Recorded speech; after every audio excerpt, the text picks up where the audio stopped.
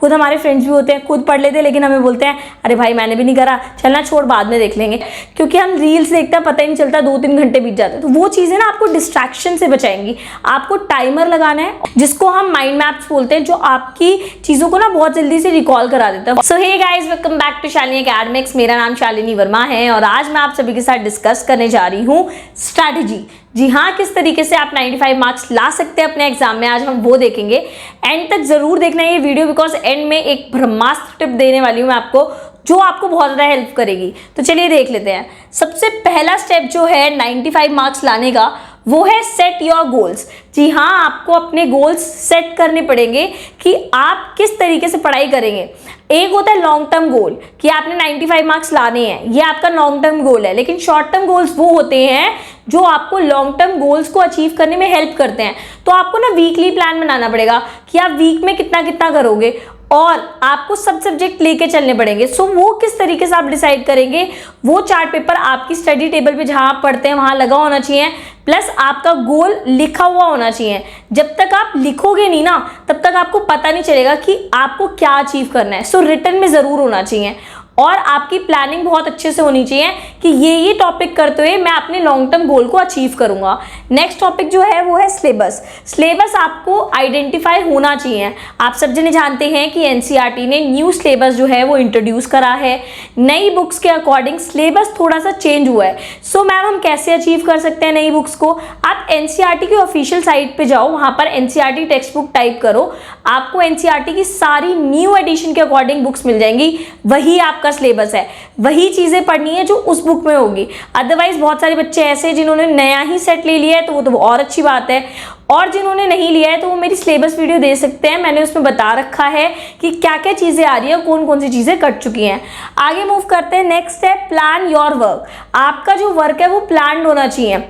आपके पास register, copies, जिसमें भी आप लिख रहे हैं प्रॉपर्ली अलग अलग सब्जेक्ट की होनी चाहिए, जिसमें आप सबसे पहला पेज जो है उसमें यही बताएंगे कि आपका सिलेबस क्या है। आपके पास ब्लूप्रिंट होना चाहिए कि किस चैप्टर में से कितने नंबर का आएगा और किस चैप्टर में से एमसीक्यू आ रहे हैं, लॉन्ग क्वेश्चंस आ रहे हैं। तो वो सारी चीज़ें आपको लिखनी पड़ेंगी, उसी के अकॉर्डिंग आप अपनी तैयारी करेंगे। आपको हार्ड वर्क के साथ साथ स्मार्ट वर्क भी करना है, तभी आप अच्छे नंबर ला सकते हैं।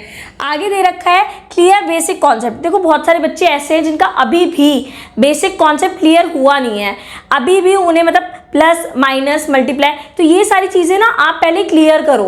आप पहले अपने बेसिक कॉन्सेप्ट पे वर्क करो, तभी आपको टफ से टफ क्वेश्चन भी समझ आएंगे। अगर आपको प्लस माइनस करने नहीं आता, आप सीधा चैप्टर पकड़ रहे हैं, तो आपको दिक्कत हो सकती है। सो आप सबसे पहले अपने बेसिक को स्ट्रॉन्ग करो ताकि सब्जेक्ट में आगे दिक्कत ना हो। अभी तो बहुत अच्छा टाइम है, जून चल रहा है, आप काफी आराम से अपने बेसिक कॉन्सेप्ट को क्लियर कर सकते हैं। आगे दे रखा है एनसीईआरटी।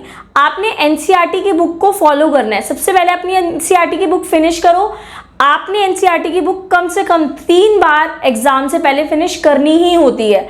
सो उसके लिए भी प्रॉपर जो है स्ट्रैटेजी है वो मैं आपको बताऊंगी, आप कैसे 3 बार अपनी एनसीईआरटी की बुक आराम से क्लियर कर सकते हैं। सो एनसीईआरटी पहले पकड़ लो, क्योंकि 70% पेपर वहां से आता ही आता है। फिर आप दूसरी बुक्स पे स्विच करो, जैसे आपके सैम्पल पेपर हो गए हैं या आपके प्रीवियस ईयर पेपर हो गए हैं, सीबीएसई अपना पेपर देती है, तो वो सारी चीज़ें आपकी बात में होंगी। लेकिन सबसे पहली टिप जो है वो यही है कि एनसीईआरटी को फिनिश करो। 70% वहां से पेपर बनता है, तो आपको ये तो करना ही पड़ेगा। आगे मूव करते हैं। नेक्स्ट है प्रीवियस ईयर क्वेश्चन। जी हाँ, हमारी एनसीईआरटी हो चुकी है, ठीक है, या हमने कोई चैप्टर बहुत अच्छे से कर लिया, तो आप उसके प्रीवियस ईयर क्वेश्चन लगा सकते हो। कहाँ से मिलेंगे? नेट पे अवेलेबल होते हैं, आराम से सर्च करके आप डाउनलोड कर सकते हैं। प्लस मार्केट में बहुत सारी बुक्स हैं, आप उसको भी देख सकते हैं। अब मूव करते हैं नोट्स एंड वीडियोस पे। सो गाइज, आपने नोट्स बनाने, आप जो भी चैप्टर पढ़ रहे हो आप प्रॉपर नोट्स बनाओ उसके। मैंने आपको बताया आपने अलग अलग कॉपी बना रखी है। आप जो चैप्टर पढ़ रहे हो बुक में अंडरलाइन करते करते करते आप कॉपी में भी उसको लिखो, बिकॉज लिखने से क्या होता है ना कि आपके माइंड में वो चीज़ें सेट हो जाती हैं। सो नोट्स बनाओ। एक तो होता है लॉन्ग नोट्स कि आपने लंबे तरीके से बना लिए, एक होता है क्विक नोट्स जिसको हम माइंड मैप्स बोलते हैं, जो आपकी चीज़ों को ना बहुत जल्दी से रिकॉल करा देता है। वो दोनों चीज़ें आपने बनानी पड़ेंगी ताकि एग्जाम टाइम में आपको दिक्कत ना हो। एग्जाम टाइम में बैठ के आप अपने नोट्स ना बना रहे हो, हो। आगे मूव करते हैं, आगे आप वीडियोस देख सकते हैं। देखो यूट्यूब पे और अलग अलग प्लेटफॉर्म पे आपको बहुत सारा कंटेंट मिल जाएगा। अगर आपने सेल्फ स्टडी कर लिया, आपके ट्यूटर ने आपको पढ़ा दिया है, तो आप अपनी चीज़ों को और स्ट्रॉन्ग करो और डिटेल में जाओ, उसकी डेप्थ को समझो। और वो चीज़ें तब होंगी जब आप सेल्फ स्टडी भी करोगे। सो सेल्फ स्टडी बहुत मैटर करती है। आगे मूव करेंगे, नेक्स्ट है हमारा फॉलो ब्लूप्रिंट। जी हाँ, ब्लूप्रिंट को फॉलो करना बहुत ज़रूरी है। आपको पता होना चाहिए किस सब्जेक्ट में से कितने मार्क्स का आ रहा है, किस तरीके से आपकी स्ट्रैटेजी रहेगी। अगर आपको ये पता होगा कि MCQ, short answer, assertion, reason कितने कितने आ रहे हैं, किस टॉपिक से आ रहे हैं, तो आपके मार्क्स अचीव करने की संभावना बढ़ जाएगी। सो आपने करना क्या है, आपने ब्लूप्रिंट फॉलो करना है। आपको पता होना चाहिए कि किस में से कितने मार्क्स का आएगा। नेक्स्ट पे मूव करते हैं। नेक्स्ट है हमारा सेव योरसेल्फ फ्रॉम डिस्ट्रैक्शन। देखो इस टाइम में क्या होता है ना, बहुत ज़्यादा हमें डिस्ट्रैक्शन हो जाती है। आप टीनेजर्स हो तो हमें ना डिस्ट्रैक्शन के लिए बहुत सारे लोग मिल जाएंगे। खुद हमारे फ्रेंड्स भी होते हैं, खुद पढ़ लेते हैं, लेकिन हमें बोलते हैं अरे भाई मैंने भी नहीं करा, चलना छोड़ बाद में देख लेंगे। लेकिन अभी फिलहाल के लिए आपको फोकस करना पड़ेगा अपनी पढ़ाई पे।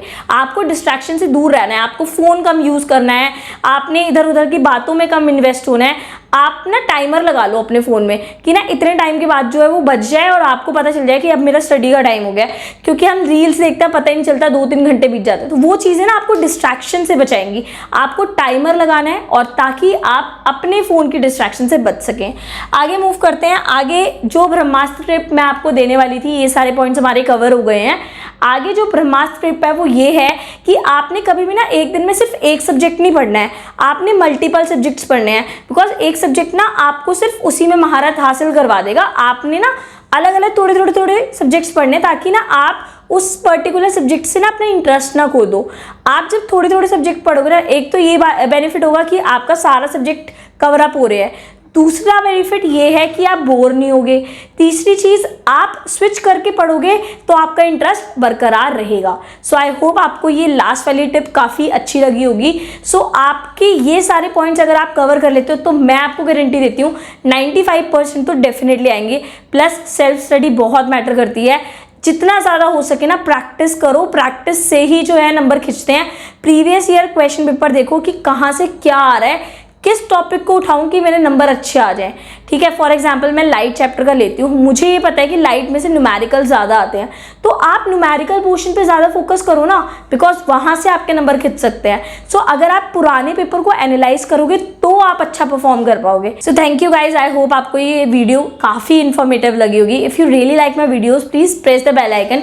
मैं ऐसी वीडियो लाती रहती हूँ। सो ये था हमारी स्ट्रैटेजी, आगे भी मैं आपको बताती रहूँगी। Stay tuned to our channel. Thank you.